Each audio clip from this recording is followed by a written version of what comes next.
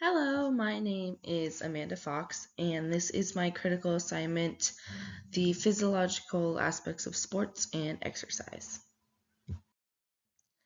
The population I have chosen to observe for this critical assignment is the boys' high school varsity basketball team in my local area.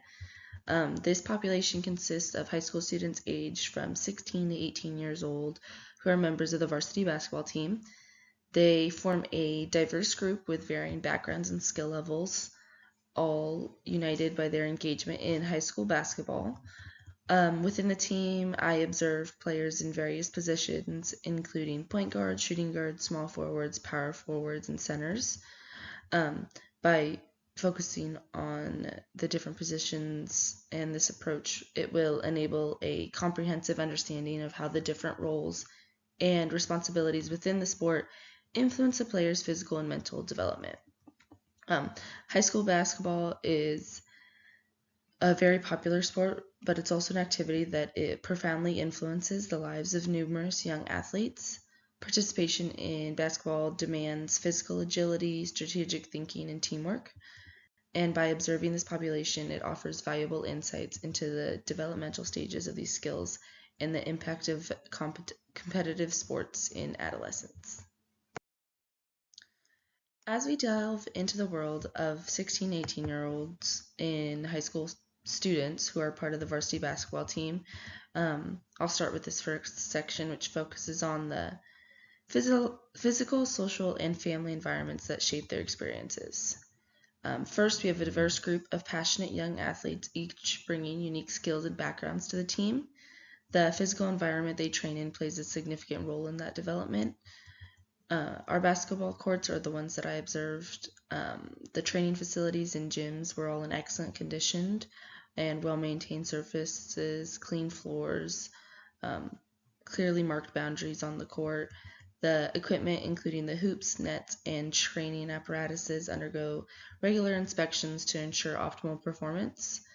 The adequate lighting and ventilation create a conducive and hygienic environment for training and performance enhancing their overall experience, which is very important. And then moving on to their social environment, we see the complex interactions that these players have with their peers, coaches, teachers, and an overall broader school community. Also, the parental support, coaching quality, and community back as pivotal in shaping their environment and journey as a player.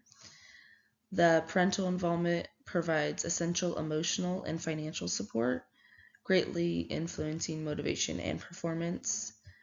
The coaches serve as mentors shaping skills, disciplines, and attitudes toward the sport. The proximity and quality of training facilities, along with strong communication support, enhance their ability to train effectively. The family culture is also crucial. Parents' attitudes, values, and support for players and academics significantly impact the players. The parental expectations encouragement have a strong emphasis on balancing athletics with education, creates this holistic environment. And then in my observations, it indicates that parents within this group are very notably supportive, contributing positively to the athlete's motivation and performance. Now, let's move on to dive deeper into the motivation, anxiety, desire to compete, and the need for feedback among these athletes. The quality of training facilities and the availability of equipment play a crucial role in influencing players' motivation. With the state-of-art facilities that inspires athletes to work harder and enhance their skills, the positive relationships with teammates and coaches foster intrinsic motivation, making players feel connected and driven to succeed. Families that encourage a balanced approach to sports and academics contribute to developing intrinsic motivation, helping players cultivate a love for the game. The media portrayal of successful athletes and communities serve as significant intrinsic motivators, driving players to seek recognition and scholarships. Anxiety is another crucial part. The physical environment, including familiar and comfortable training settings, help reduce anxiety. The consistent routines and known surroundings, they help enable athletes to feel more at ease. and the positive relationships and the open communication with coaches and teammates are vital for alleviating that anxiety. It fosters a sense of security. And then again, the family support and creating a safe space for players to express concerns further reduce those anxiety levels. The external pressures to perform well can heighten anxiety, making it essential to develop mental resilience and those coping strategies. And then with the desire to compete, it's significantly enhanced by high quality facilities and access to the advanced training equipment. It instills a pride in elevating the competitive spirit, and then also that positive peer relationships and the supportive team culture strive to desire to compete. The families that value and encourage a healthy competition play a crucial role in motivating players. Exposure to competitive events and media coverage further boosts that competitive drive. And then lastly, the need for feedback. It's vital for development. Effective communication spaces such as locker rooms and private practices facilitate feedback sessions.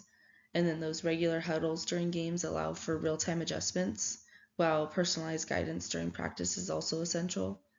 The verbal and nonverbal praises from coaches reinforce efforts and foster a positive atmosphere.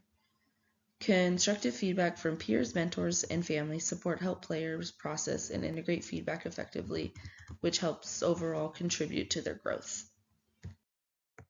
Alrighty, moving right on to goals. So we had to do our outcome, process, and performance goals.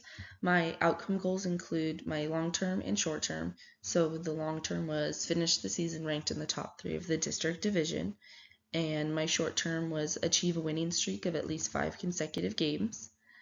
And then performance goals, my long term was to increase that free throw percentage from 65% to 72% by the end of the season for a specific athlete.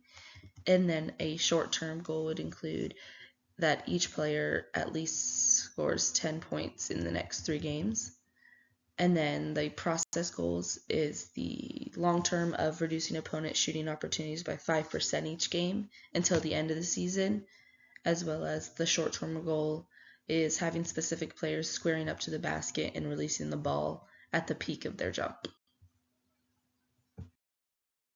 So for that first outcome goal, the long-term one, my strategy was to create detailed game plans based on the careful analysis of opponents' strengths and weaknesses, and then stick to a steady and tough training schedule that includes mental conditioning sessions to boost focus during important games.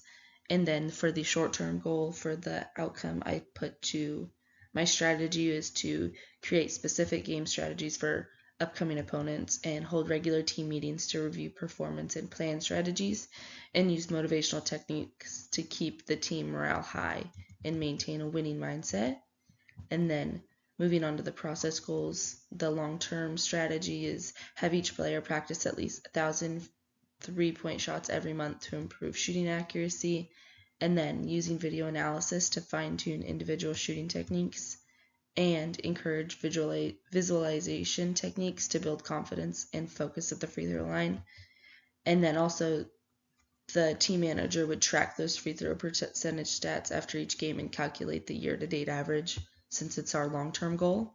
And then the strategy for our short-term goal is on Mondays, Wednesdays, and Fridays, players will take at least 50 shots at 5 set targets, conduct offensive drills to work on those scoring techniques, set personal scoring goals for each player, and focus on the smart shot selection to maximize scoring efficiency.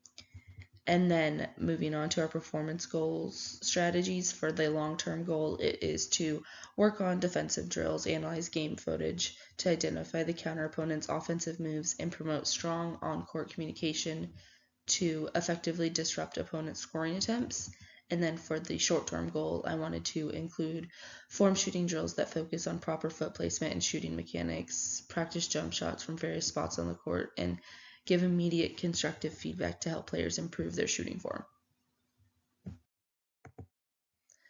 The biblical relevancy in this course was a wonderful thing that we added to this.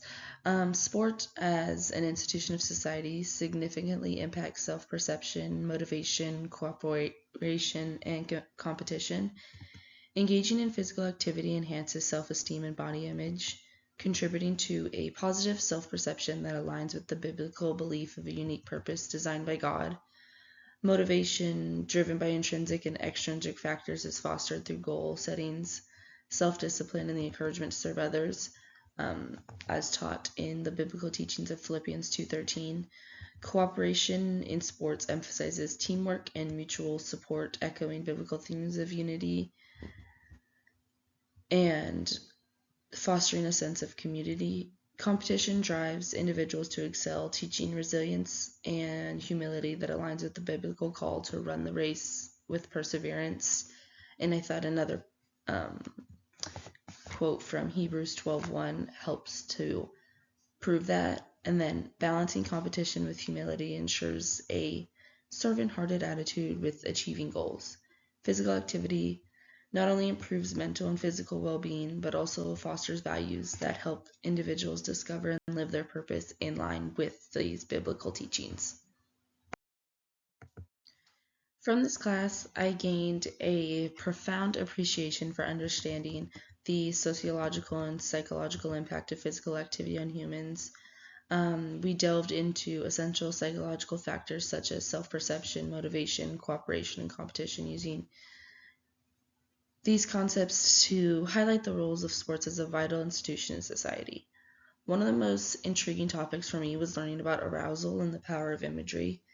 Before this course, I was unaware of the techniques to enhance self-awareness and strategies to kind of mitigate that negative arousal states, and then discovering tools like breath control to alleviate stress and anxiety. It was truly enlightening. Additionally, I found the exercise of creating the script incredibly engaging. It was a great experience to apply what we learned in the practical context, and I thoroughly enjoyed putting that theory into practice. Lastly, these are my references. Thank you so much for your time and teaching me in this course. I had a wonderful time. Thank you again. Have a good one.